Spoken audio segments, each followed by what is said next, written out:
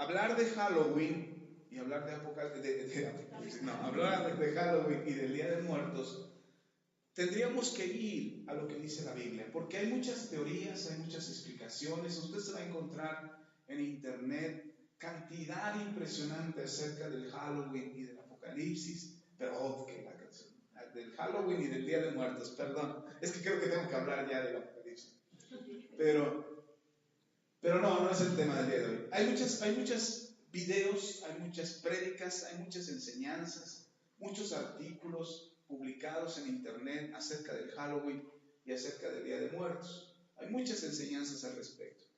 Y la gran mayoría de los que enseñan acerca de esto se van al punto de decir que es abominación delante de Dios, que es pecado delante de Dios, y no están equivocados, pero mucha gente se lo toma por el lado religioso.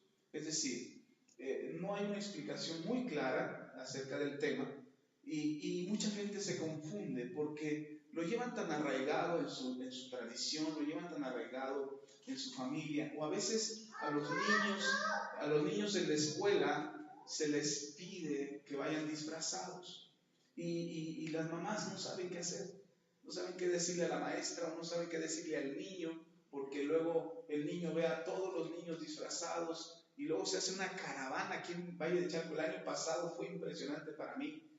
Llevé a uno de mis hijos a la casa de un amigo a hacer tarea en equipo, y era el día de muertos. Aquí en México salen a no pedir el Halloween porque sería antipatriótico, sería malinchista, pero salen a pedir la famosa calaverita. Y se agarran, son más inteligentes porque agarran 2 días. El Halloween nada más es un día, y la calaverita agarra 2 días, entonces dicen, no, pues conviene más la calaverita.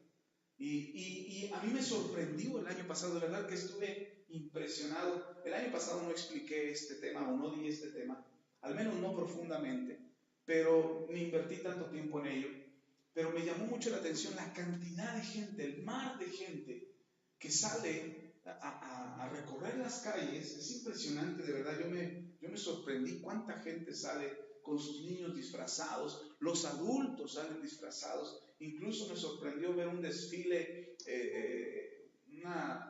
no sé si llamarle verbena, no sé si sea correcto decir ahí, o un carnaval, más bien era un carnaval de gente de la comunidad lésbico, gay, transgénero, quién sabe cuántas más tienen ahora, pero era impresionante. Era una caravana o una fiesta con música de banda, y muchos hombres disfrazados de mujeres, y muchas mujeres disfrazados de hombres, y haciendo muchos desmanes, ya con alcohol y con droga encima. Pues ya hacían muchos desfiguros, incluso algunos ya se desnudaban en plena calle, en medio de tanta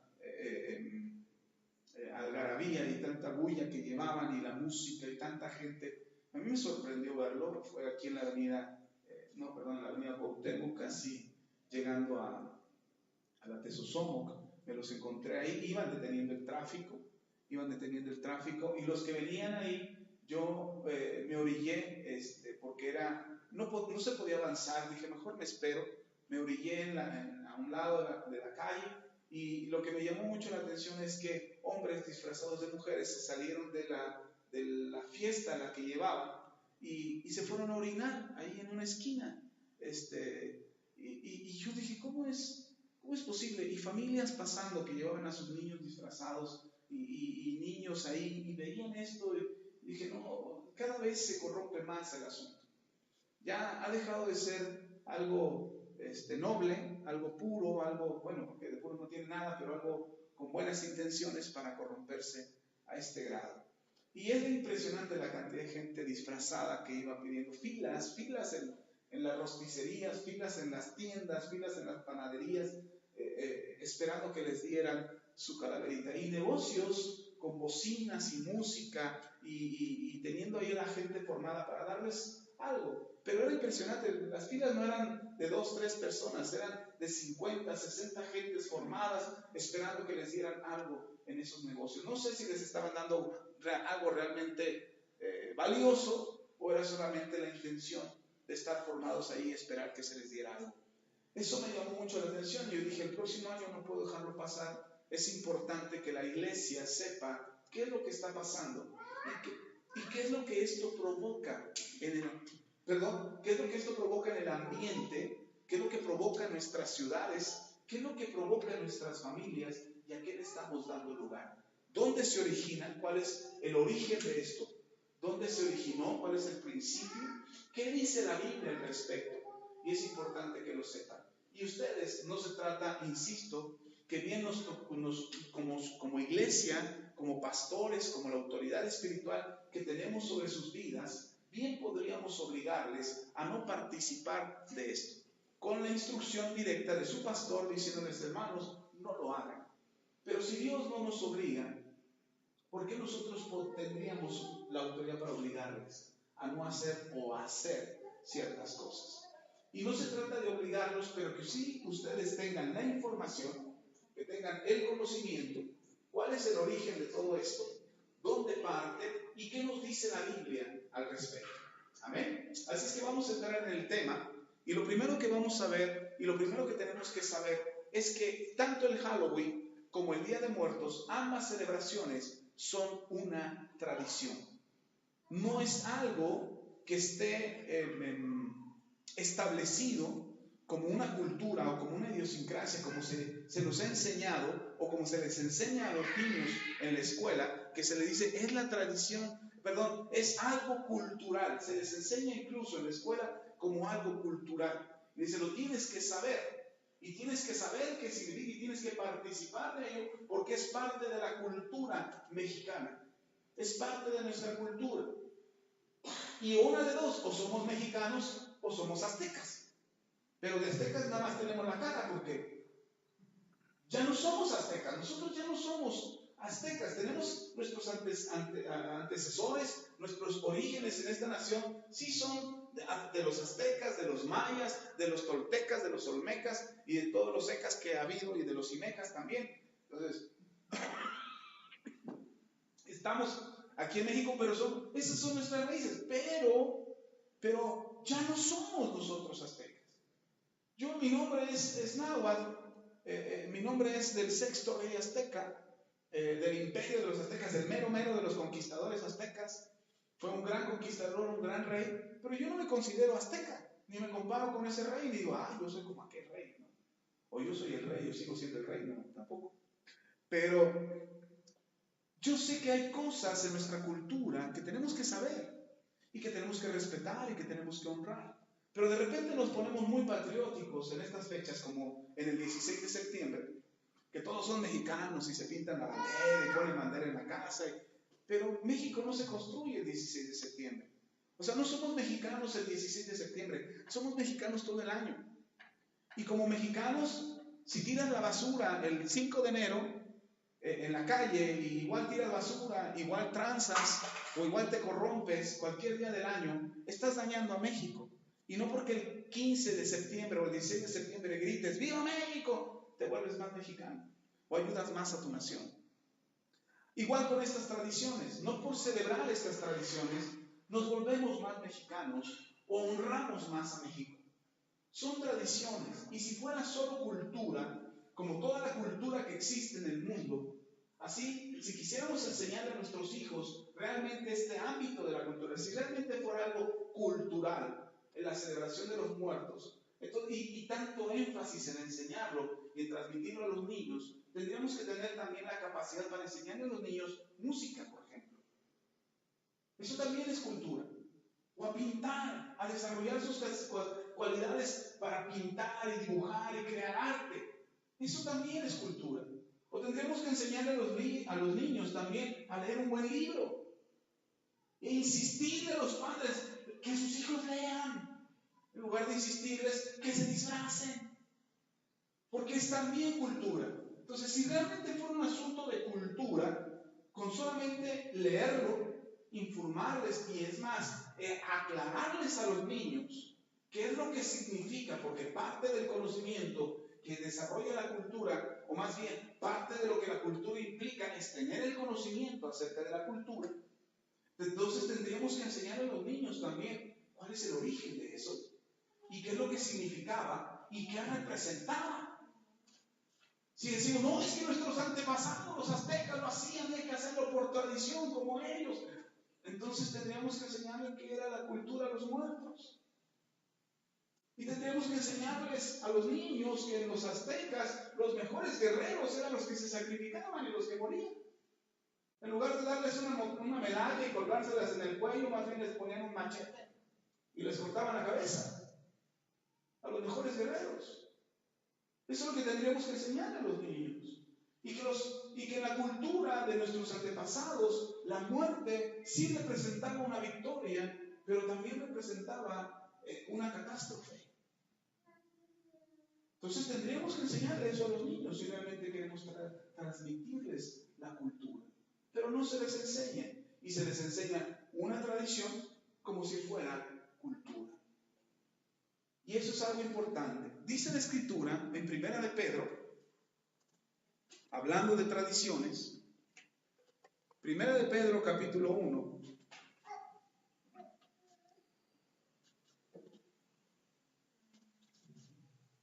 y por supuesto no vamos a cambiar el mundo, esto lo quiero aclarar. Esta prédica no la estoy dando a la gente que no cree en Dios. Esta prédica se la estoy dando a la gente que cree en Dios, ustedes. Y si hemos tenido la convicción de creer en Dios, es importante saber qué es lo que Dios dice al respecto. Porque así como el apóstol Pedro y Juan, cuando fueron arrestados y les dijeron a Pedro y a Juan, dejen de predicar a Cristo, ya no prediquen más a Cristo porque los vamos a volver a encarcelar y los vamos a volver a azotar y en la próxima los vamos a matar. Pedro les contesta, es menester nuestro obedecer a Dios antes que a los hombres. Díganos, Pedro les dice, díganos, ¿qué es más importante? ¿Obedecer a Dios o obedecer al hombre? Y los sacerdotes no tuvieron respuesta, los escribas, los fariseos no tuvieron respuesta para Pedro, porque saben que era más importante obedecer a Dios que a los hombres. Y en ese sentido, por eso les estoy hablando a ustedes. Y aquellos amigos, conocidos que nos escuchan en internet, que seguramente van a escuchar este mensaje y que lo van a oír, van a decir, ya van a hablar de cosas religiosas. No. Vamos a hablar de lo que dice la Biblia. Y vamos a hablar de lo que dice Dios respecto a estas tradiciones que los hombres han llevado y han practicado por siglos. No es algo nuevo. Esto se ha practicado por siglos. La diferencia es que hoy ha crecido tanto, se ha puesto tan de moda que todos quieren participar.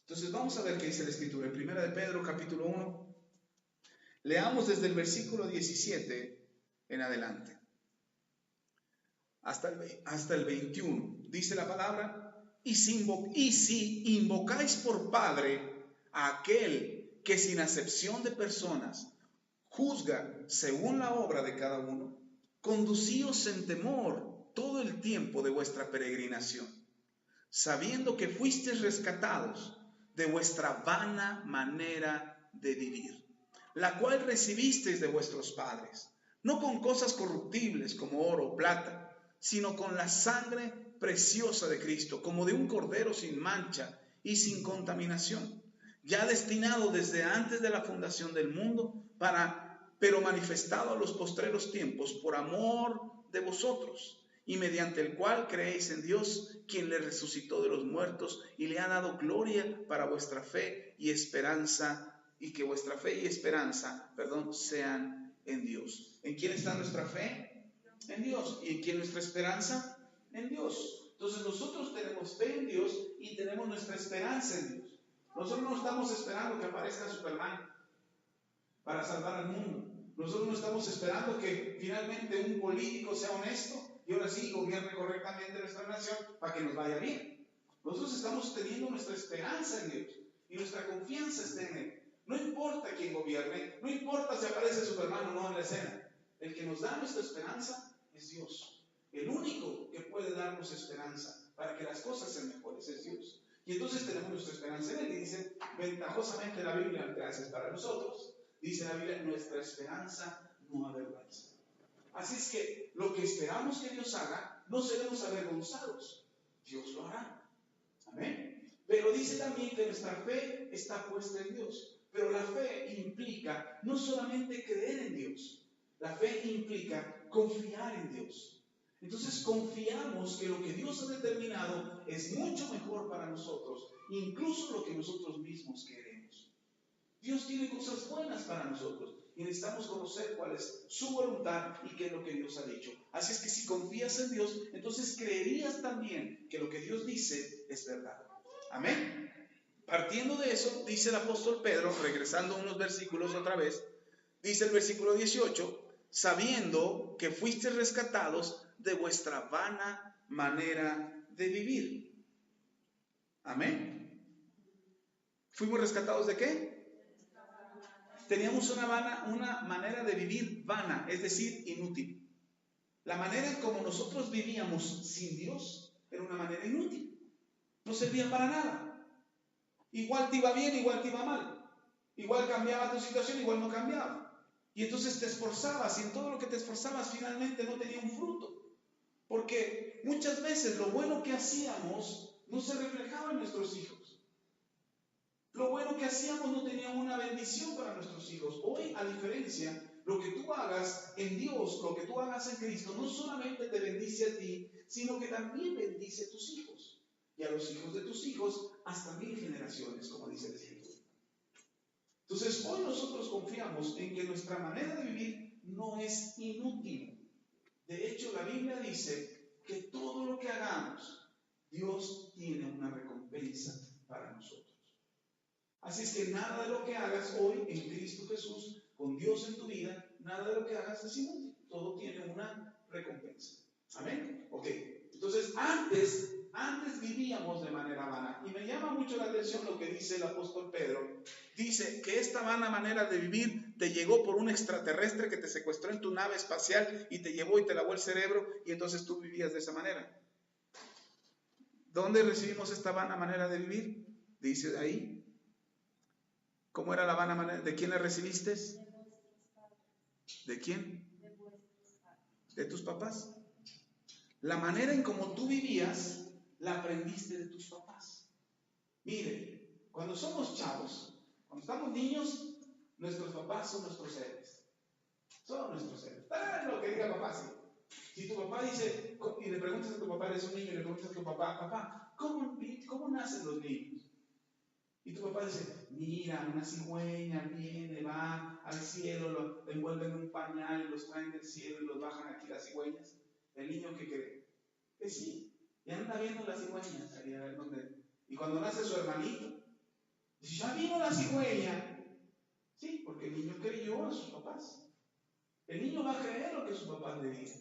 Pero llega el momento en que los hijos creen que sus papás están locos, que son aburridos, que son obsoletos, que ya están viejos, que están equivocados. Y entonces cuando entramos a la adolescencia o a la pubertad, nuestros papás se vuelven nuestros enemigos y ya no les creemos nada. Ya no les creemos. Cuando mis hijos eran pequeños, había una caricatura, todavía existe, la siguen pasando, tiene muchos seguidores, esta caricatura Dragon Ball Z. Cuando mis hijos eran pequeños ya existía Dragon Ball Z. Tiene años esa caricatura. Y mis hijos, todos sus compañeritos en la escuela veían Dragon Ball Z y todos hablaban de Dragon Ball Z. Que el ki, que quién sabe qué, y que el kikiriki, y que no sé quién, y que no sé cuántos más, no sé de esa caricatura. Pero, y mis hijos no hablaban de eso, decían, y les inquietaba. Porque además la pasaban en televisión y entonces de repente cuando nosotros no estábamos, ellos veían Dragon Ball Z. Y cuando estábamos no la veían. Entonces, un día los descubrimos que la veían y decían, ¿por qué ven esa caricatura? Pues es que no tiene nada de malo. Y entonces yo me di a la tarea de investigar cuál era el origen de esta caricatura y me llamó mucho la atención el origen, descubrí el autor, descubrí cuál era la fuente, descubrí cuál era la razón de eso, porque incluso en la caricatura sale un personaje que se llama Satán. Señor, ese, Mr. Satán. Y yo cuando oí eso dije, carambas. Dije, caray, hasta la publicidad le hacen. Entonces yo les hablé a mis hijos y dije, no, miren, el origen de esto es así y así. Y les conté lo que yo había investigado. Bueno, mis hijos en aquel entonces me lo creyeron. Cuando mis hijos crecieron, sobre todo el mayor, y el mayor tuvo acceso a internet, lo primero que hizo, ¿qué fue que hizo? Investigar. de Dragon Ball. Si era verdad lo que yo le había dicho. Y entonces ahí entramos en una discusión entre que mi hijo me dijo, papá, no es cierto lo que tú me dijiste, no es verdad, me contaste un cuento chino. Cuando me dijo eso, mi hijo me sacó de onda. Dije, ay, en la torre. Porque ahora mi palabra estaba en duda. Yo entendí, por supuesto, que era la edad, que era el momento, porque los hijos pasan por ese momento. Hoy, gracias a Dios, el pensar de mis hijos ha cambiado. Pero en ese momento fue un choque de dos generaciones. Y entonces los hijos, llega el momento en que confrontan las tradiciones de los viejos.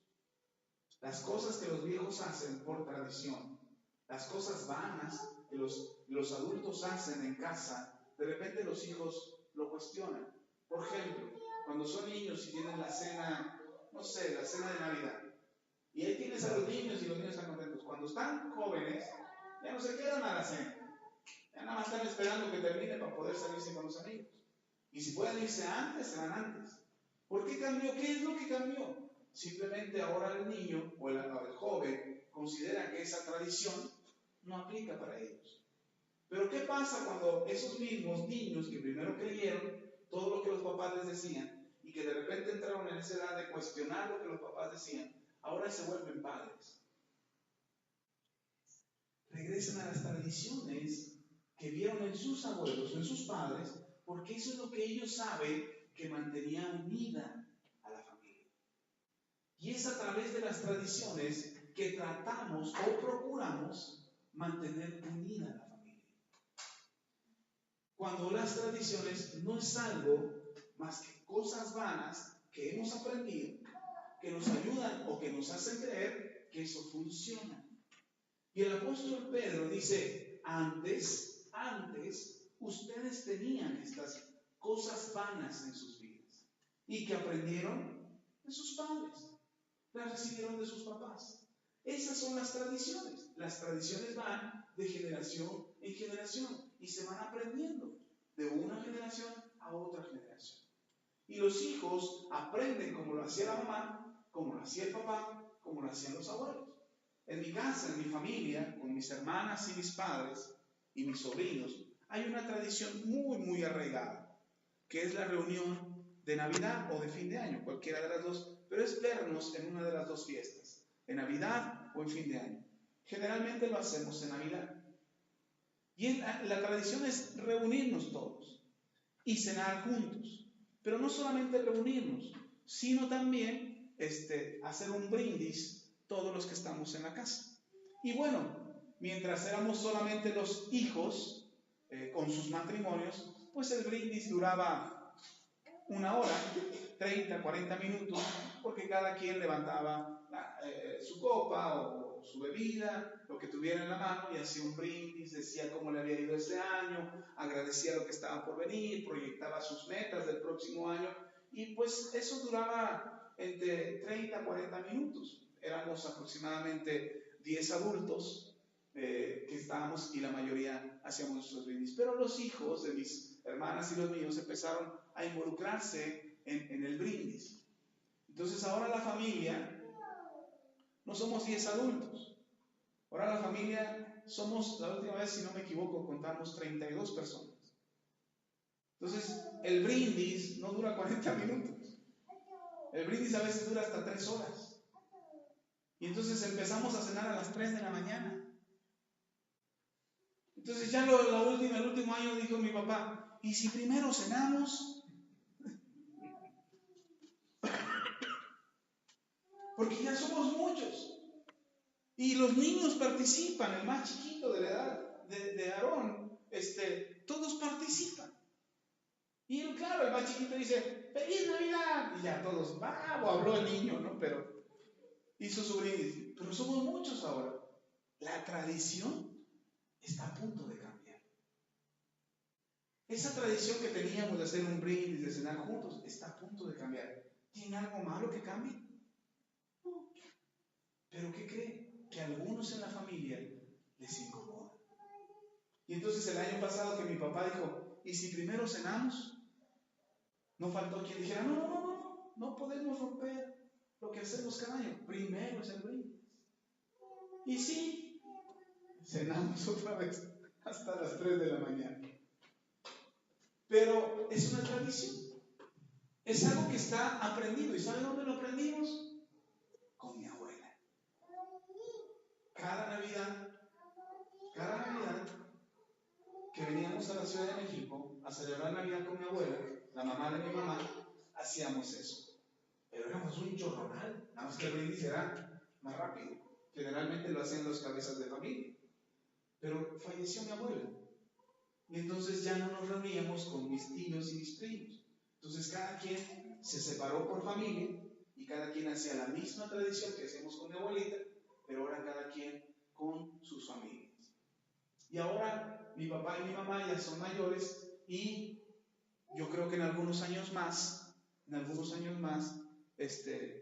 espero que muchos más, mi papá y mi mamá no estarán. Y yo pienso, ¿qué va a pasar con la tradición? ¿Va a pasar lo mismo que pasó con mi abuelita? Que nos separamos por familias y ahora cada familia empezó a hacer sus reuniones. ¿O surgirá alguien que tome el lugar de mi mamá, que seguramente lo estamos pensando, que así va a ser? Que alguna de mis hermanas, o yo, o no sé, alguien de la familia, tome la batuta y entonces se vuelva a hacer la reunión y nos reunamos todas las familias otra vez y continuemos con esta tradición. Sigue siendo una tradición. ¿Es mala la tradición? No, no es mala. Pero hay tradiciones que se arraigan tan fuerte en nosotros, que son tan fuertes en nuestras vidas, que no nos damos cuenta del daño que causan.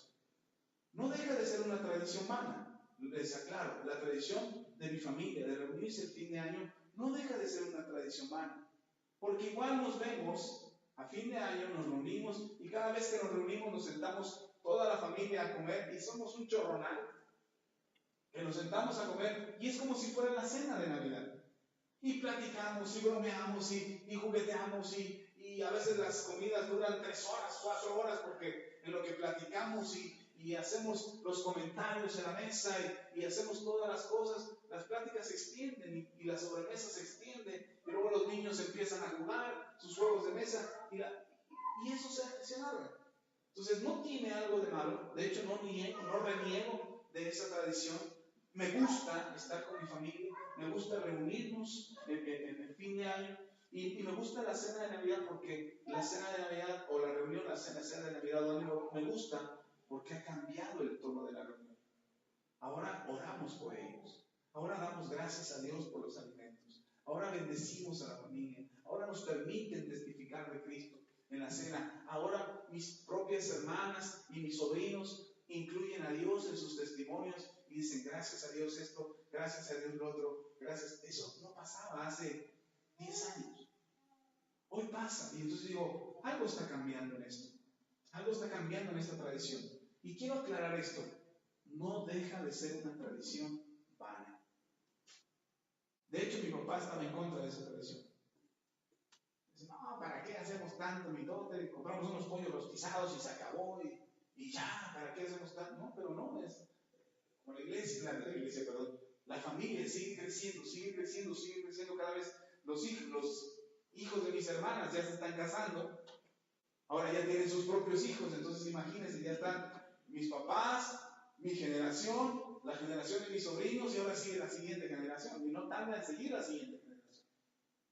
Somos muchos. Pero nos gusta. Esta tradición no causa daño alguno. Insisto, es una tradición vana, pero no causa daño alguno. Y si la tradición cambiara, estoy convencido, como ha venido cambiando a lo largo de los años, estoy convencido que ninguno en mi familia se sentiría afectado o dañado porque la tradición cambió. El problema es que muchas cosas que hemos aprendido de nuestras generaciones anteriores hoy nos están perjudicando. Y tenemos que entender que las tradiciones son vanas. Que eso nos quede clarísimo. No nos dejan nada. Yo puedo reunirme con mi familia, no necesariamente en Navidad, lo hemos hecho en otras ocasiones, lo hemos hecho en otras celebraciones, lo hemos hecho en cumpleaños de mis papás, lo hemos hecho en la graduación de alguno de mis sobrinos o de mis hermanas, y se ha reunido toda la familia, y no hay diferencia con la cena de Navidad. quizás solamente la temporada. Solamente, pero es el mismo ambiente, la misma familia, los mismos comentarios, la misma alegría, la misma felicidad. Quizás la comida cambia, porque a lo mejor en esa reunión es pozole, mientras que en la cena de Navidad que el bacalao, que el lomo horneado y que cuánta cosa. Ya cuando me dicen, ¿qué vamos? Les digo, ¿qué vamos a cenar? Mira, estamos pensando esto, y todo eso nos va a caber. Tanta cosa que de 3 días comiendo lo mismo y todo. Miren, a mi papá no le agrada tanto la tradición que el otro dice, yo no quiero eso. A mí háganme unos huevitos. Porque las tradiciones tienen eso, son vanas. Y quiero que le quede claro esto, porque hay tradiciones en su vida que usted sigue haciendo y sigue practicando, y que a lo mejor las tenemos tan arraigadas que decimos, no, es que así lo hacemos en la familia. Es que esto es parte de nuestra tradición, es parte de lo que nos distingue como familia, es parte de lo que nos une, y le atribuimos a la tradición la facultad de unir a la familia, cuando no debe de ser así. Porque el día que la tradición falle, o el día que la tradición cambie, le va a pasar como a la familia de mi abuela. Cada quien por su lado. A mi abuelita le encantaba ver a todos sus hijos reunidos y todos sus nietos ahí dando. Era una casa chiquitita, hermano. ¿Cómo cabíamos? No lo sé. Pero ahí nos metían todos. Mi abuelita y ahí estábamos todos. Y parte de la tradición con mi abuelita era en la cena de Navidad era hacer pozole. Le quedaba un pozole delicioso. Yo no comido pozole más rico que el de mi abuelita. El de mi mamá se le parece. No le digan a mi esposa, pero el de mi esposa también se le parece. No está tan rico, pero se le parece. Pero parte de la tradición era, cuando preparaba el pozole, mi abuelita ponía a cocer el nixtamal, todo desde crudo, y entonces aquel que quisiera comer pozole tenía que ir por su cacerola o su traste de maíz y descabezarlo. Si querías comer, era parte de la tradición. Así es que tú veías la fila de sobrinos, de hijos, de tíos, de primos, todos de repente entraban a la cocina con su traste vacío, y dependiendo del traste que llevaban, ese era el plato que te tocaba. Entonces se sentaban con su traste, se sentaban en la sala, en el patio, en la escalera, y ahí tenías a todos descabezando su maíz. Era parte de la tradición. Hoy, gracias a Dios, ya venden el maíz descabezado. Pero era parte de la tradición, era el ritual de la cena. Era algo que se tenía que hacer. Ahora, ¿porque cambió eso o porque ya no descabezamos el maíz, por eso el pozole no son igual? No, hermano, es el sazón de mi abuela. El sazón que tenía mi abuela era lo que lo hacía rico. Pero ha cambiado con las generaciones, ha cambiado la tradición de mi familia, de lo que venimos trayendo como tradición en mi familia, eso ha cambiado. ¿Nos ha perjudicado? No, no nos ha perjudicado. Pero hay familias que tienen tanto o que ponen tanto sus ojos en la tradición, que eso le dan todas las virtudes a la tradición, y entonces cuando la tradición cambia, la familia se daña. Ah, y es que ya no vino el tío fulano que era el que contaba los chistes. No, la reunión estuvo aburrida. No, no es lo mismo, faltó fulanito, no estuvo fulanito, no es lo mismo la tradición sin fulanito, o la reunión sin fulanito. Y le atribuimos a la tradición virtudes que la tradición no tiene. Lo que hace nutrido, lo que hace importante la reunión, no es la tradición en sí, son los miembros, es la familia, son la parte de la familia los que hacen que eso funcione, o que eso se realice. Hagan la prueba, hermano. Si la tradición es celebrar la Navidad juntos, hagan la prueba otro día del año. El día de San Patricio, la independencia de Estados Unidos. Hagan el día de la reunión y convóquelos y presenten la situación. Y va a ver que no es la tradición lo que hace la diferencia en la familia.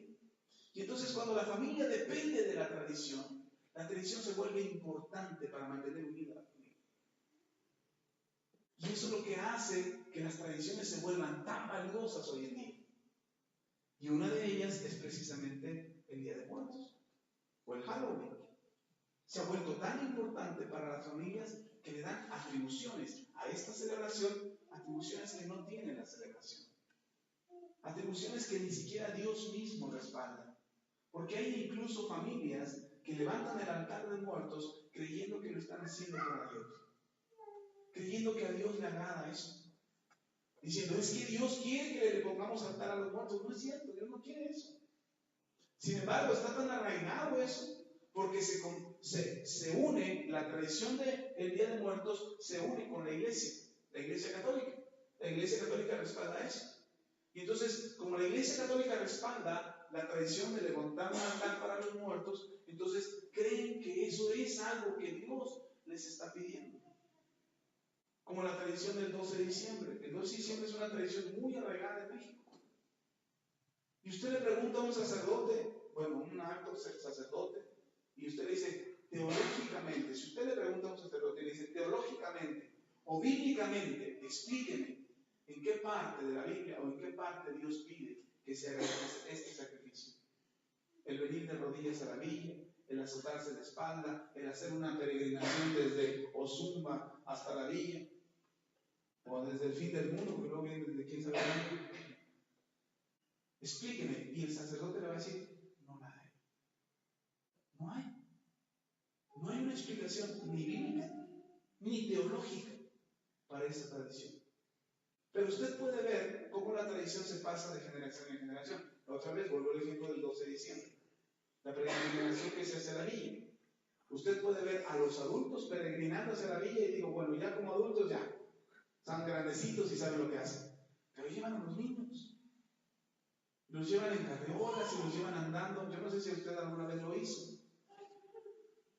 Seguramente sí, ya les di cara de que son culpables.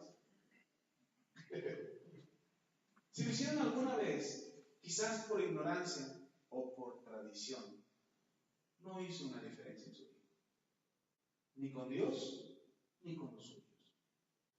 Sin embargo, se vuelve tan fuerte que le atribuimos esa virtud a las tradiciones. Es que si no vamos, nos va a castigar Dios. Porque se lo prometí. Mira, hay promesas que son más importantes para Dios que el que te sacrifiques a ti mismo. Porque eso es un sacrificio. Y hacer un sacrificio de ese tipo es decirle a Dios, el sacrificio de tu hijo no fue suficiente. Que tu hijo haya muerto en la cruz no alcanza para cubrir mis pecados. Por eso tengo que sacrificarme yo. Y ay, pobrecito de mí, ahí voy, sacrificándome porque lo que hizo tu hijo Jesús en la cruz no fue suficiente. Cuando Jesús dijo en la cruz, consumado es. Es decir, Jesús dijo, todo está completo. Todo está hecho. Ya no hay nada que agregarle a este sacrificio en la cruz. Entonces, tradiciones como esas, incluso también la tradición del Día de Muertos, usted pregúntele a un sacerdote católico, que son los, y perdón que me refiera al sacerdote católico, no estoy menospreciando a los que son católicos, pero hay mucha ignorancia en ello. Si usted le pregunta a un sacerdote, oiga, enséñeme, ¿por qué cree que el pastor ahí en la iglesia un día me dijo, estos que se dicen pastores, así digan, esos que se dicen pastores, dicen que levantar el altar a los muertos no está bien. Enséñeme en la Biblia dónde está, para que yo se lo restregue en la cara a ese pastor y le diga que está equivocado. No lo voy a encontrar. No hay ningún texto en la Biblia que diga que se tiene que levantar un altar a los muertos. Es una tradición aprendida y pasada por generaciones que se vuelve sustancial para mantener a un pueblo como el mexicano atrapado en esa tradición. Y eso es lo que hoy sucede con las tradiciones, como cualquier otra tradición. Hoy el 15 de septiembre se ha vuelto una tradición también. Yo estoy de acuerdo en celebrar el día que México fue libre en su independencia, pero fuimos libres de unos para volvernos esclavos de otros. Tal es así que 100 años después tuvo que haber una revolución, porque la independencia que logramos no funcionó, no fue suficiente. Y nos salvamos que hace unos años atrás, en el 2010, o sea, 100 años después, no hubiera otra. Pero estuvimos a punto de tenerla. Porque lo que había pasado en 100 años después tampoco nos sirvió. Después de la revolución. Estábamos en las mismas condiciones o peores que en la revolución, solamente que ahora más modernos, con tecnología en la mano. Pero se vuelven tradiciones. Hoy, ¿cómo se celebra el Día de la Independencia? Se vuelve una tradición. hay que decorar la casa. Y no digo que no lo hagan, ojo aquí. Quiero que pongan atención en esto porque no estoy diciendo que no se debe. Lo que estoy diciendo es que no le dé importancia o no le dé atributos a las tradiciones que no tienen. Porque no por celebrar el 15 de septiembre somos más mexicanos. A mí, al menos, mi acta dice que soy mexicano. Y si alguien quiere decir que no lo soy, pues que me lo demuestre, porque a mí mi acta dice, mi pasaporte dice que soy mexicano. Mi credencial de INE dice que soy mexicano. Ni siquiera dice extranjero nacionalizado, dice mexicano, nacionalidad mexicana. Entonces, la celebración del 15 de septiembre no nos hace más mexicanos. Ya somos mexicanos. Lo que tenemos que hacer es construir un país como mexicanos. Eso es lo que tendríamos que hacer, pero no nada más el 15 de septiembre. Nos agarró movidos este 15 de septiembre, no hubo tanto pancho ni tanta fiesta por los temblores, pero si no, el año pasado, ¿se acuerdan cómo fue el 15 de septiembre? Yo me acuerdo, cuentes y fiesta y borracheros, por todos lados había borrachos. ¿Qué mexicano tienes? Bueno, si el tequila, que el tequila es mexicano y hay que ponerle mil cuentas. Bueno, había cuentas de todos tipos, de los que truenan y de los que se caen. Pero son tradiciones, hermano, todas son tradiciones. ¿Qué otra tradición me gusta? El 14 de septiembre es una tradición que ha crecido tanto. Dicen, el día del amor y la amistad. No es cierto. El día del amor y la amistad debe ser todos los días, ¿no es por eso el Señor? Ámense los unos a los otros. ¿Cuándo? El 14 de septiembre nada más. Perdón, el 14 de febrero. Perdón, el 14 de febrero. 14. Es que estoy cambiando y ya voy a hacer mi propia fecha del día del amor y la amistad.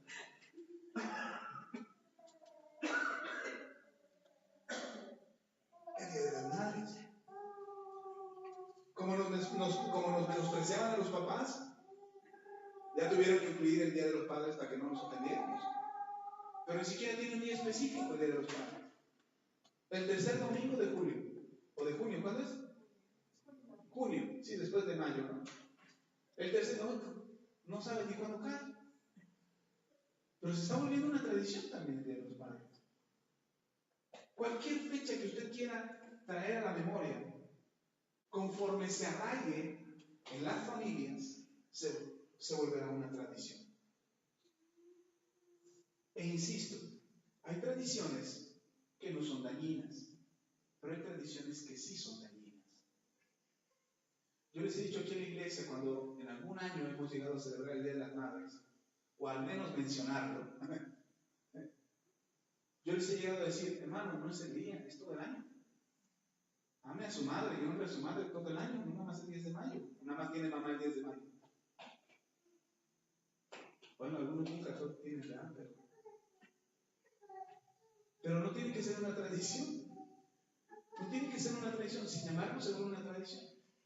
He visto hombres desgarrar sus corazones y sus vestiduras llorando ante su madre. Madrecita del alma querida. Y ahí le llevan mariachi. La mamá termina recogiendo al borracho porque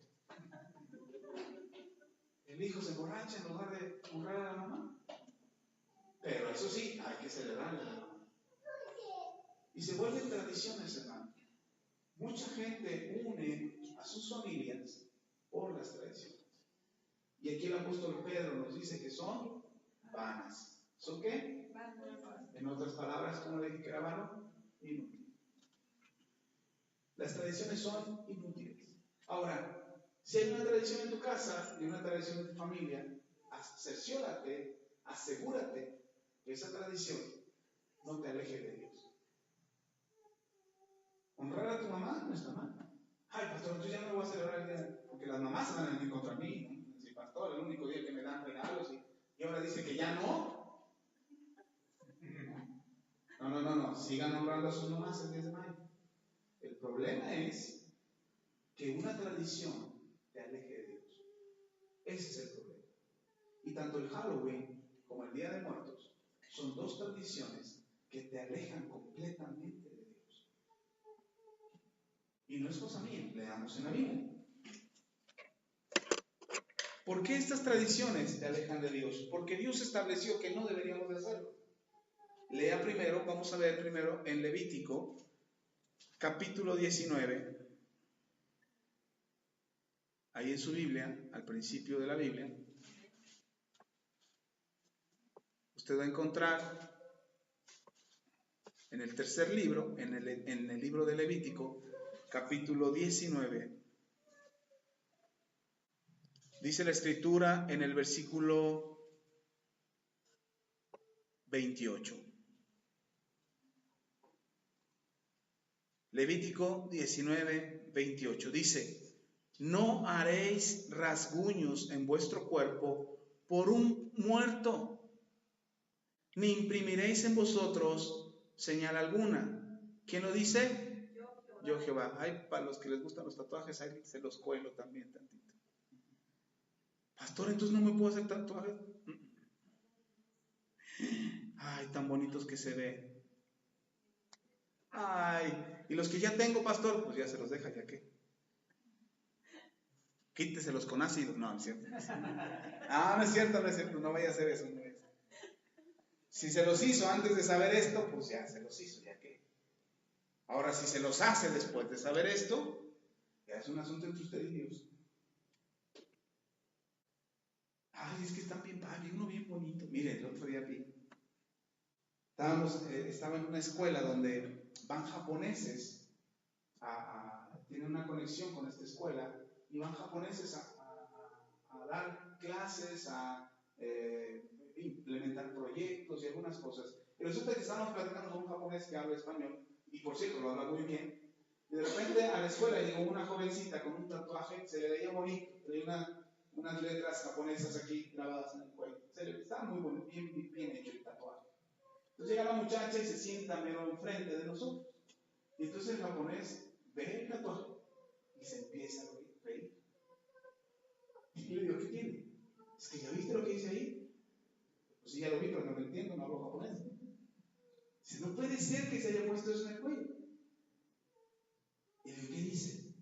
Dice, soy un perro, amárrame de la cabeza. Eso decía, y luego se lo puso acá. Y le digo a la chica, hola, buenas tardes. Sí, hola, buenas tardes. Bien alegre la chica. Digo, oye, ¿me puedes decir qué significa el tatuaje que tienes acá atrás? Es que está muy bonito, queremos saber. Ay, eso es que significa el amor te acompaña siempre.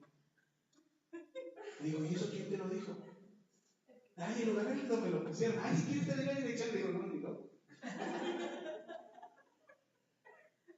En serio, los chavos se tatúan y se ponen y se escriben cuanta cosa. Es que se ve padrísimo. Y no saben lo que están poniendo. ¿Se imaginan? Y eso solamente las letras, pero los dibujos tienen origen y tienen significado. Dice Dios, mejor no te marques. No vaya a ser lo que te amarren de la cabeza.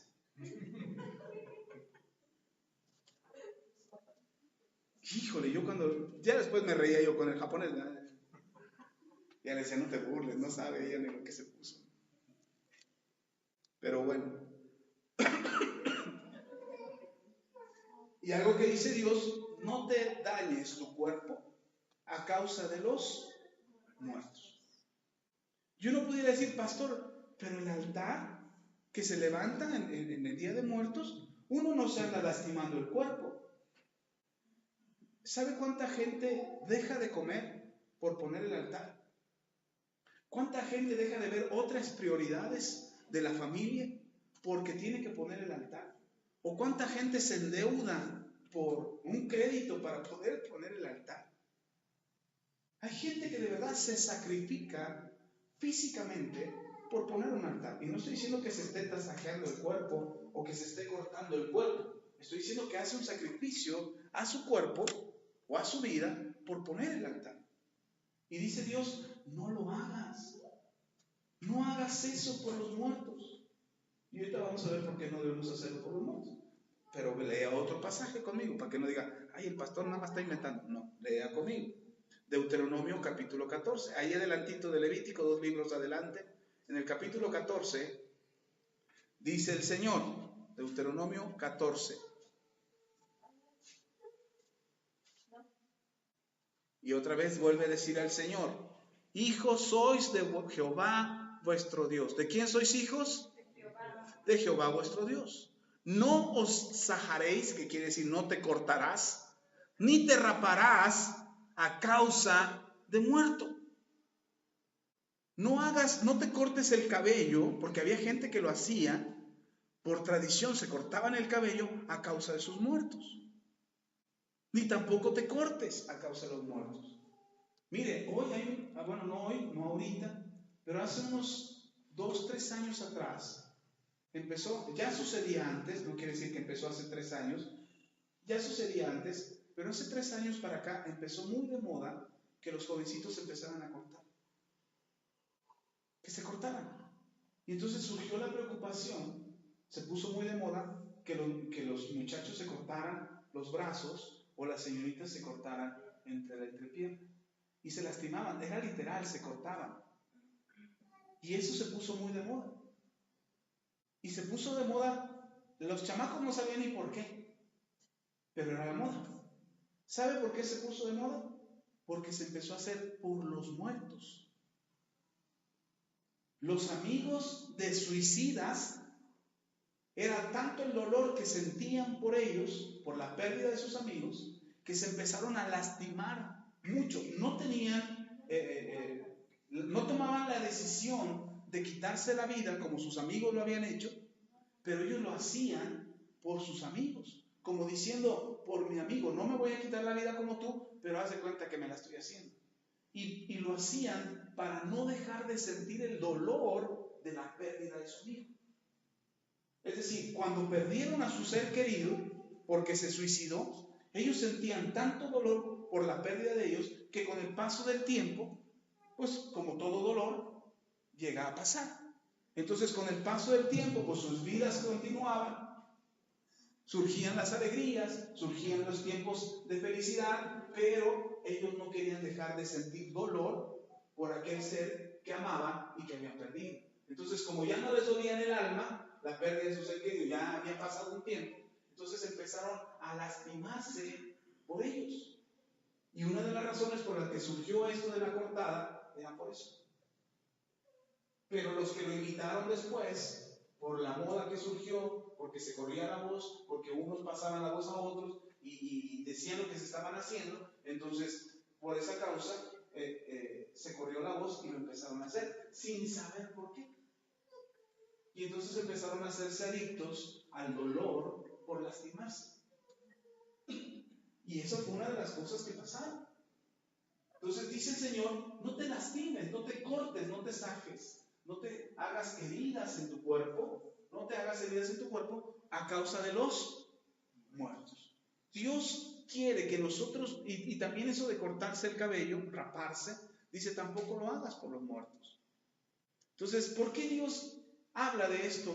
Porque Dios insiste en que la relación que tenemos nosotros con los muertos no hay, no existe. No hay una relación entre nosotros y los muertos, no hay.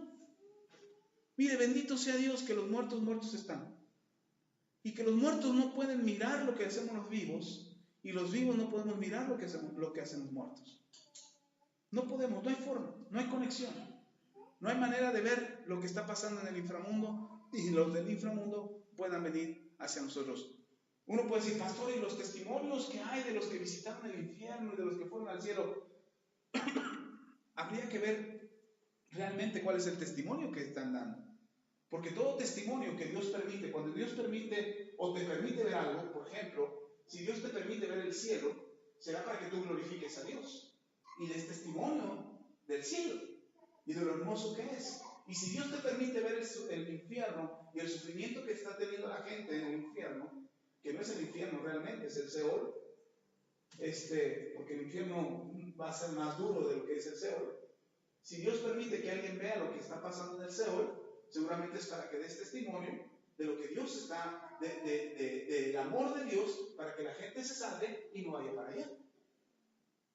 Pero si mi testimonio va a ser para que todos estén asustados y, ay, es que el infierno está bien feo, pues eso no glorifica a Dios. El testimonio tendría que ser de alguien que vio el infierno, o bueno, el Seol, y que vio el cielo, tendría que ser para glorificar a Dios y para que el hermano, cuando yo le platique qué crees, vi el cielo y está precioso. Calles de oro, mar de cristal. ángeles cantando todo el tiempo, allá no lloras. Tú que te la pasas llorando todo el tiempo, allá ya no vas a llorar. Y entonces él dice, pues yo quiero ir. ¿Qué tengo que hacer para ir? Ven, acércate a Dios. Para eso serviría. Para eso Dios te permitiría que lo vieras. Pero incluso, aun si lo vieras, no podrías interactuar con los muertos. Porque tú estás vivo. ¿Sí está conmigo? Ok. Entonces, esta ley o este mandato que da Dios es para que cortemos toda relación con los muertos. Vean, leamos un pasaje más. Ahí mismo en Deuteronomio, pero ahora en el capítulo 18. Deuteronomio 18, vamos a leer el versículo 9 al 12. Miren lo que Dios establece y le manda a los israelitas. Les dice, cuando entres a la tierra que Jehová tu Dios te da, no aprenderás a hacer según las abominaciones de aquellas naciones. ¿No aprenderás qué? A hacer las abominaciones. ¿Qué es una abominación? Algo horrible, algo abominable. ¿Se acuerdan del abominable hombre de las nieves? ¿Si nunca oyeron de él? Se le llamaba abominable hombre de las nieves porque era horrible. Porque la gente lo veía y se espantaba. Hoy no lo pintan en la de Monster Inc. Oh, no, chico, que vende helado, que come helado. Y uno dice, ay, qué bonito hombre de las nieves. No, era horrible. Bueno, no existe, ¿va? Pero el asunto es que era horrible. Entonces, abominable es algo horrible, algo espantoso, algo detestable para Dios. Si el pecado es detestable para Dios, hermano, lo abominable es peor que detestable. Entonces, si Dios aborrece nuestro pecado, imagínense cuando Dios dice, esto es abominable, esto es abominación. Es decir, a Dios le produce asco, le da cosa verlo. No lo soporta. ¿Sí estamos? Y dice, cuando vayas a la tierra a la que te voy a llevar, no aprendas eso, por favor. No aprendas estas abominaciones y vea cuáles son. Perdón, dice Dios, no sea hallado en ti, o sea, no se vaya a encontrar en ti, quien haga pasar a su hijo o a su hija por fuego. Esa es una de las cosas que en ese pueblo se enseñaba. Pásale adelante, bienvenido. Buenas noches. Eso es algo que hacían las tierras cananitas. En la tierra de Canaán, a la que iban a entrar, recuerde usted, cuando la nación de Israel sale de Egipto, van a llegar a la tierra prometida, a la tierra de Canaán. Cuando llegan a la tierra de Canaán, ya en esa tierra ya hay otras naciones. Ya están establecidas ahí otras naciones. Estas naciones que están establecidas ahí son naciones que estuvieron siempre lejos de Dios. Siempre. Y entonces aprendieron a hacer cosas a su manera. Aprendieron a adorar dioses que no eran dioses, que eran ídolos. ¿Sí me explico? ¿Sí está conmigo? Ok. Y entonces dice Dios, cuando llegues a esta tierra, no aprendes lo que ellos hagan. No aprendas a hacer lo que ellos están haciendo. Y entre las cosas que hacían, ¿sabe qué hacían? Pasar a los hijos por fuego. No es que los pasaban a veces y los estaban dando, no, los echaban al fuego. Como un sacrificio. Desde chiquitos hasta la adolescencia. Eran sus sacrificios. Y entonces ellos decían, vamos a sacrificar al niño. ¿Cuál niño? Pues el del vecino. El mío no. Ah, que hace falta un niño para que llueva. Hay que llevar al niño. Y sacrificaban a los niños. Y dice Dios, no hagas eso. Para mí es abominable. Ahora, hoy los adultos no pasan a sus niños por fuego. ¿O sí? No. Pero ¿qué tal que los visten linditos? ¿Qué tal que los llevan allá el 12 de diciembre? Son tradiciones aprendidas. Y uno puede decir, ¿y eso qué tiene de malo? Dice Dios, no lo hagas. Porque los estás presentando a un Dios que no es Dios. Lo estás ofreciendo a alguien que está atando a tu hijo a una maldición. Ay, pastor, ¿y si ya lo hice? trague oro, que no le caiga un rayo del cielo. No sé. Buenas noches. Póngase de rodillas y dése unos cuerazos para que. No es cierto. ¿Qué tienes que hacer si ya lo hiciste? Pídele perdón a Dios. Arrepiéntete de todo tu corazón y decir, Señor, no lo sabía. No sabía lo que yo andaba haciendo y lo hice. Lo hice porque, ay, qué bonito se ve. Vístalos así el resto del año. Si se ven bonitos, vístalos así. A ver si cuando tiene 12 años tu hijo quiere vestirse así. Ay, mamá, no seas ridícula. Si casi no se quieren poner el pantalón que le compras de mezclilla, ¿quién trae los rotos tasajeados ahí porque es la moda? Entonces dice Dios, no lo hagas. Ellos lo hacían porque no me conocían. Pero si tú vas allá, no aprendas esto. Es abominable. Ok, no es lo único, fíjese. ¿Le sigo o ya le paramos ahí? ¿Le sigo? Ok, bueno, agárrese los pantalones porque esto se pone cada vez mejor. Dice, ni quien practique adivinación. No se ha encontrado dentro de ti quien practique adivinación. ¿Alguno de ustedes practica adivinación? ¿No? Qué bueno, gracias a Dios. Pero ¿qué tal lee el horóscopo en la mañana? Aries, hoy te va a ir de la patada. Ay, mejor ni salgo. Me va a ir mal tú. ¿Qué tal que si le atina? Eso se llama adivinación. Tú no sabes cómo te va a ir hoy. ¿Alguien sabe cómo le va a ir hoy? De hecho, nosotros nos levantamos con la fe de que nos va a ir de maravilla. Pero ¿y si te fuera mal? Si tú te levantas con harta fe y dices, el día de hoy va a ser maravilloso. Y empiezas a cantar todas las mañanas. Estás bien motivado porque te va a ir de maravilla, ¿no? Pero te va de la patada. ¿Y qué? Por eso Dios dejó de ser Dios, porque te fue de la patada. Dios te falló, hermano. Y por eso vas a renegar de él. No, hermano, Dios, la vida es así. Hay días buenos, hay días malos. Lo maravilloso que dice la Escritura, este es el día que hizo Jehová. Nos gozaremos y alegraremos en él, aunque me esté yendo de la patada. Mi responsabilidad es vivir feliz. No dice, porque el día será maravilloso, alégrate en Jehová. No, dice, este es el día que hizo Jehová. Llueva, truene, relampaguee, esté nublado, te vaya de la patada, metas la pata al charco, te orille un perro como quiera, alégrate, porque este es el día que hizo Jehová. ¿Sí está conmigo? Eso de andar queriendo adivinar cómo te va a ir hoy es adivinación. Entonces, por eso cuando alguien te diga, ¿y tú de qué signo eres? Dile, yo soy del Espíritu Santo. No. ¿De qué fecha eres? Nací en diciembre. Eres Sagitario. La manga que yo soy del Espíritu Santo. Yo no soy Sagitario. Porque es marcar tu vida con un signo que no te corresponde, hermano. Y es caer en la adivinación. No sé si le ha pasado. No me diga que no. Porque le voy a descubrir su cara sospechosa ahorita. Pero de repente usted está en un lugar y de repente en la televisión sale la bruja esta, ¿cómo se llama? Zuleima. ¿Sí se llama así? Y te dice, Aries, hoy te va a ir maravilloso. Tu color es el azul y andas de negro ese día en la torre. Sales, te compras un listón azul, te lo amarras en la oreja.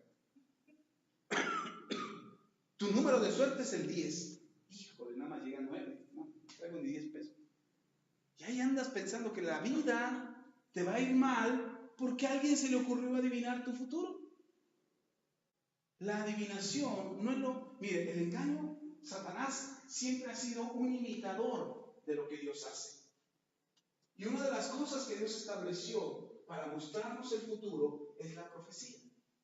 Dios estableció la profecía y a los profetas que nos pueden mostrar el futuro. Ojo aquí, no adivinando ni diciendo, te veo así, como que en el mañana tú vas a ser millonario. Ay, no, un profeta y se va a cumplir. No.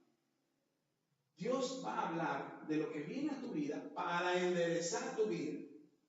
Eso hace un profeta. Usted lea los libros de los profetas y todos los profetas le llamaban la atención de Israel y le decían, arrepiéntanse, bola de pecadores. Vuélvanse a Jehová. Eso es un profeta. Entonces, si un profeta te profetiza, porque aquí en la iglesia creemos en la profecía, y de hecho algunos profetas nos han visitado, Si un profeta se para aquí al frente y te profetiza, no te está adivinando el futuro. Te está diciendo, endereza tu barco. Mantén la fe. Mantén la confianza en Dios. No te está adivinando el futuro. Porque no es lo mismo. En Satanás se ha encargado de tergiversar lo que Dios ha establecido. Y una de las formas de tergiversar la profecía es a través de la adivinación. Y mucha gente corre la adivinación. Fuimos a Veracruz hace unos años, al mero puerto de Veracruz, andábamos de vacaciones, mi esposa, mis hijos y yo, y se nos acerca una gitana. Porque hay en México, yo no sabía que había tantos, pero dicen que hay un montón. Y se nos acerca una gitana y le dice, joven, le leo la mano, ¿quiere saber su futuro? Le digo, no, ya me sé mi futuro.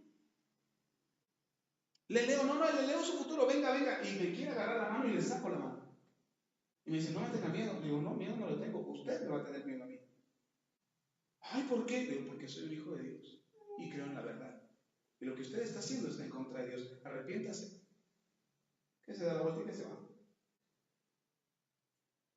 ¿Quién sabe qué se fue recitando? Alguien le dijo, seguramente te iba echando una maldición. Le digo, pues bendito sea Dios. La Biblia dice que Jesús se hizo maldito al ser clavado en un madero, porque eso era una maldición para un hebreo. Dice, Él se hizo maldito para librarme a mí de toda maldición. Así es que su maldición ni me llega. Alguien dijo ahora que ando con lo de la garganta. Dice, deberías irte a hacer una limpia para que se te quite ya. Digo, pues me baño todos los días. Más limpio que eso no puedo. De hecho, algunos días me dejé de bañar porque me dolía mucho. Pero más limpio que eso no puedo estar. O sea que me va a hacer una limpia estomacal, porque esa sí no me la he limpiado.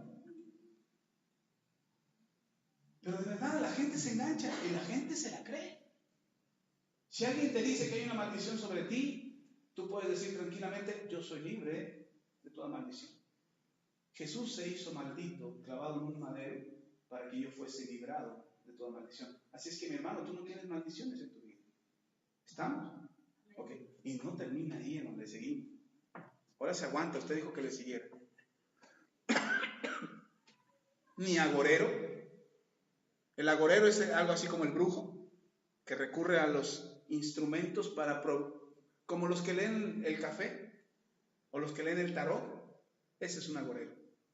Son las personas, los que leen el café, los que leen las cartas, los que leen la mano. Mis respetos para ellos en cuanto a su capacidad de poder leer a una persona. Yo creo que puedo leer a mis hijos. Es decir, yo sé cuando mis hijos hicieron algo que no deberían de hacer. Yo sé cuando mis hijos me están mintiendo. Yo sé cuando mis hijos no hicieron la tarea. Cuando yo les digo, haz la tarea, y ya se desaparecen media hora y regresan y dicen, ya la hice. Yo sé cuando me están engañando. Pero no sé porque lo adivino. Lo sé porque los conozco. Porque ya tengo rato viviendo con ellos y ya puedo identificar cuando me hacen una cosa u otra. Lo mismo con mi esposa. Yo puedo llegar todo apachurrado y mi esposa me dice, ¿qué te pasó? Y yo digo, nada. Y no es que esté adivinando que me pasó algo. Ella se da cuenta por mi actitud, por mi semblante, por mi comportamiento, se da cuenta que algo me pasó. Recién casados, teníamos 4 meses de casados. Y yo recibí una lana en mi trabajo bastante, mi aguinaldo, mi quincena, todo lo recibí junto. Y que me roban el banco. Me asaltaron, me lo quitaron todo. Le hablo por teléfono, habíamos quedado de ir, yo iba a ir por mi esposa a su trabajo y de ahí irnos a la casa. Entonces le hablo por teléfono y le digo, mi amor, ya voy para allá. Y me dice, por teléfono. Y me dice mi esposa, ¿estás bien? Digo, sí, estoy bien. Ya te veo en un ratito, ya llego. Colgó mi esposa y le dice a su compañera del trabajo, acaban de asaltar a mi esposa. Y le dice a su compañera, ¿cómo sabes? ¿Te dijo? Dice, no, lo oí. ¿Cómo? ¿Te dijo que lo asaltaron? No. Dice, por lo que me dijo, sé que lo acaban de asaltar. Cuando yo llegué y le platiqué, dice, yo ya sabía. ¿Cómo lo supo? Es adivina mi esposa. Es agorera, es bruja. No, me conoce bien. Y porque me conoce, supo lo que me había pasado. A diferencia de una persona que te lee las cartas, o que te lee el café, o que te lee la mano, la persona ve tu semblante. Y avienta palabras generales, o preguntas generales, o frases generales, que hacen resaltar o saltar tus emociones. Como por ejemplo, tú llegas a que te lean las cartas y te dicen, usted viene porque tiene un problema. Bruja, ¿cómo supo? Pues no estarías ahí si no tuvieras un problema, ¿no? Y el problema está en su casa. Bruja, ¿cómo supo? Pues ¿dónde más? ¿Qué es lo que más te mueve? Y si tú no reaccionas cuando te dicen la casa, porque en tu casa está todo bien, dices, no, me equivoqué, perdón, es que está borroso. Échale a la alcancía lo que vea más claro. Es en el trabajo. Es su marido, anda con una güera. Yo sabía, desgraciada güera, hija del mal. ¿Cómo sabe? No es bruja, es adivinación. Hay unos adivinos y agoreros que se mueven en un nivel mayor, que ya tienen pacto con los demonios. Y entonces los demonios que la persona trae se comunican con los demonios que la persona tiene. Y entonces pueden saber cosas que sí definitivamente no sabría nadie, más que el demonio que traes encima. Y uno puede decir, ¿y cómo supo? Es eso. Por eso dice Dios, no te juntes, no aprendas esas mañas malas. Sigue diciendo, ni sortilegio, ni hechicero, y viene por lo mismo, ni encantador, ni adivino, ni mago. Ay, pastor, y los que hacen magia de esos, de los que, como los magos de circo. Hay una gran diferencia entre un mago y un truquero.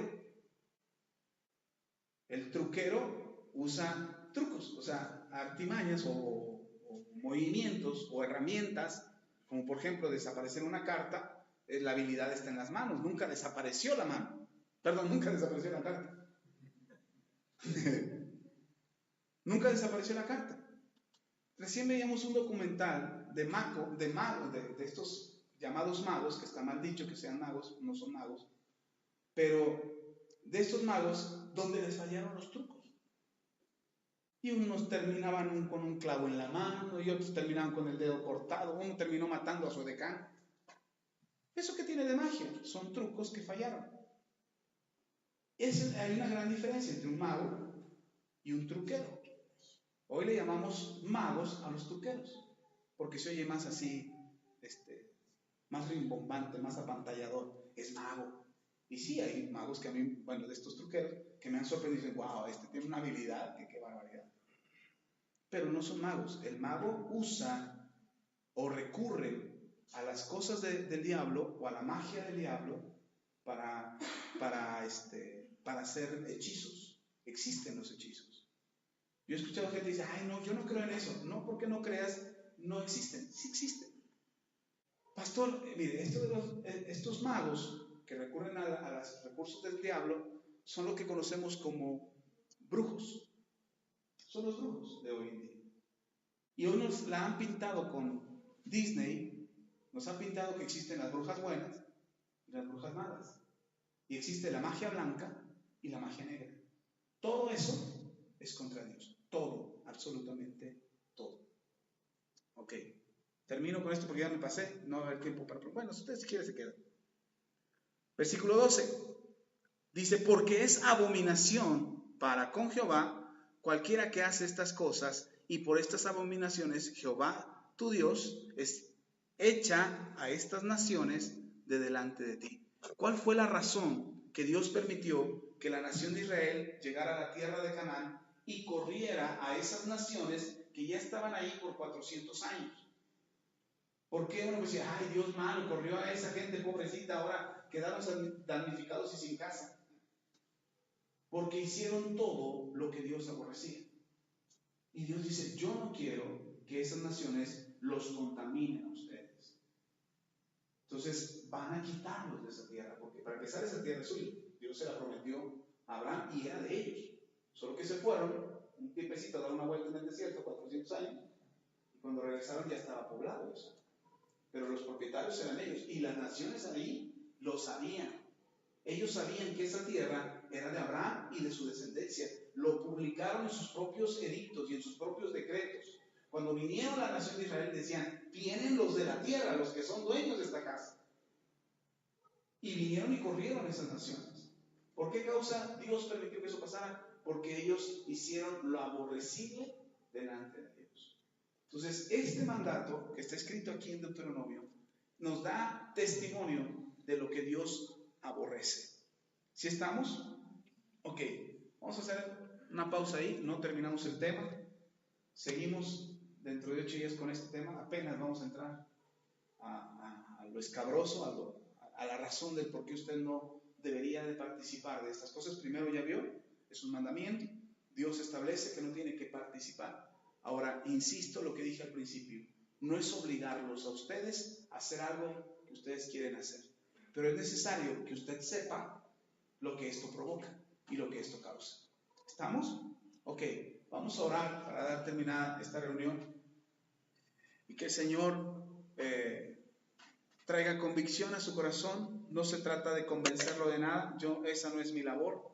Mi labor es enseñarle lo que la Biblia dice, y a la convicción la da el Espíritu Santo. Amén. Vamos a orar y que el Señor sea quien traiga convicción a su corazón. Padre, te damos gracias por este tiempo, por lo que tú nos has enseñado, por lo que tú has puesto en esta hora en mi boca para transmitirle a tu iglesia. Te pido en el nombre de Jesús que no haya confusión, todo engaño y mentira que el diablo quiera traer a sus vidas quede cancelado, y que ahora solo sea tu Espíritu Santo quien traiga y produzca convicción en sus corazones. Te lo pido, Padre, con todo mi corazón, confiando en que tú restaurarás nuestro espíritu, nuestra alma, nuestro cuerpo y corazón, para que estemos seguros en ti y hagamos conforme tú nos has enseñado. En el nombre poderoso de Cristo Jesús, a ti sea la gloria. Amén.